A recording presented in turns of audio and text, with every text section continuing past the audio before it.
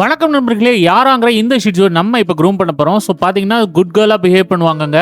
இவங்க ஏற்கனவே நம்ம இடத்துக்கு வந்திருக்காங்க. ஸோ இது 2வது தடவைனே சொல்லலாம். ஸோ என்னன்னா இவங்க வந்துட்டாங்கன்னா படுத்தே இருப்பாங்க, எந்திரிக்கவே மாட்டாங்க. நம்ம தான் ஒவ்வொரு இடையும் பிடிச்சி எழுப்பி விட்டுக்கிட்டே இருக்கணும். நீங்கள் பார்த்தா தெரியும், இந்த உடனே படுத்துட்டாங்க. ஃபேஸ்க்கு இது பண்ணும்போது நம்ம பிடிச்சிக்கிட்டே இருக்கணும். கையை விட்டுட்டோன்னு வச்சுக்கோங்களேன், அப்படியே படுத்துக்குவாங்க. ஸோ சிசரிங் இதெல்லாம் பண்ணும்போது எந்த ஒரு பிரச்சனையும் கிடையாது. ஏன்னா இவங்க குட்டியாக இருக்கும்போதே நம்மகிட்ட வந்து பழகிட்டாங்க. ஆனல் போர்ஷன் வந்து கொஞ்சம் கட்டி சேர்ந்துருந்தது. அதை ரிமூவ் பண்ணும்போது கொஞ்சம் ஸ்ட்ரெஸ்டாக ஃபீல் பண்ணாங்க. அண்ட் முன்னாடி யூரினரி போர்ஷன் இதையும் அண்டர் தைஸையும் க்ளீன் பண்ணும்போது கொஞ்சம் ஸ்ட்ரெஸ் ஆனாங்க. இது வந்து நார்மல் தாங்க. இது கூட ஒரு டாக் ஆகலைன்னா எப்படி?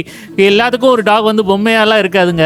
அவங்களுக்கும் கொஞ்சம் ஃபீலிங்ஸ் இருக்கும், அவங்களுக்கும் சில பெயின்ஸ் இதெல்லாம் இருக்கத்தான் செய்யும். ஸோ ஸ்ட்ரெஸ் ஆகும்போது நம்ம உடனே வந்து ஓவர் ரியாக்ட் பண்ணாமல் கொஞ்சம் கேப் விட்டு திரும்பவும் பண்ணோம் அப்படின்னா அவங்க கொஞ்சம் ஈஸியாக ஃபீல் பண்ணிக்குவாங்க. ஸோ ஃபைனலாக நல்லா பேக் பண்ணி அவங்கள அழகாக ரெடி பண்ணிட்டோம். இவங்களுடைய ஃபுல் வீடியோ நம்ம யூடியூப் சேனலில் இருக்க போய் பாருங்கள். இந்த வீடியோ உங்களுக்கு பிடிச்சிருந்தா லைக், ஷேர் அண்ட் சப்ஸ்கிரைப். நம்ம அடுத்த பார்ப்போம். பாய்.